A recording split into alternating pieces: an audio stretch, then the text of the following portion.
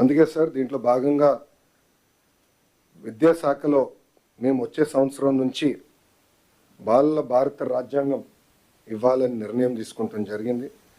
దీంట్లో కాన్స్టిట్యూషన్లో ఉన్న అన్ని కాన్సెప్ట్స్ని సింప్లిఫై చేసి ఒక పిక్టోరియల్ ఫార్మాట్లో పిల్లలకి ఏజ్ అప్రోప్రియేట్కి ప్రధానంగా ప్రియాంబల్ అందిస్తూ ఫండమెంటల్ రైట్స్ ఏంటి, డ్యూటీ, స్ట్రక్చర్స్ ఆఫ్ గవర్నెన్స్ ఏంటి అనేది క్లియర్గా అందించాలని నిర్ణయం తీసుకున్నాం సార్.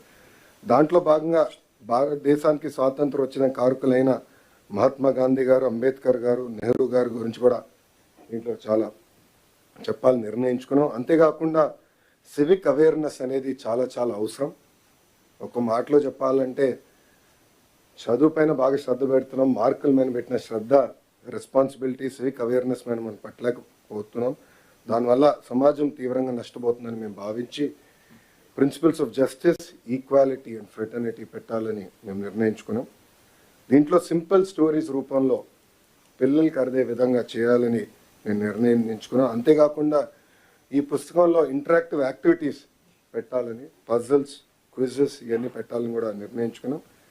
ఇంతేకాకుండా రోల్ మోడల్స్ మన గాంధీ గారు కానివ్వండి, అంబేద్కర్ గారు కానివ్వండి, నెహ్రూ గారు కానివ్వండి, సర్దార్ పటేల్ గారు కానివ్వండి, మౌలానా ఆజాద్ గారు కానివ్వండి, సర్వేపల్లి రాధాకృష్ణ గారు కానివ్వండి, వాళ్ళ గురించి రోల్ మోడల్ సింపుల్ ప్రొఫైల్స్ కూడా ఏర్పాటు చేయాలని నిర్ణయించుకున్నాం సార్. దాంట్లో భాగంగా ఒక కమిటీ వేయాలని నిర్ణయించుకున్నాం. కాన్స్టిట్యూషనల్ లీగల్ ఎక్స్పర్ట్స్ ఒక పక్కన, ఎడ్యుకేటర్స్ ఇంకో పక్కన, children literature authors, illustrators, visual designers, social scientist, civic educators, policy makers, ప్రజాప్రతినిధులు, చైల్డ్ రైట్ ఆర్గనైజేషన్స్.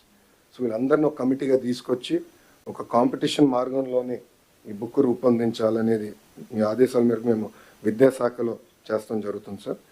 ఇది వచ్చే సంవత్సరం నుంచి పిల్లలందరికీ అందించాలని నిర్ణయం తీసుకున్నాం.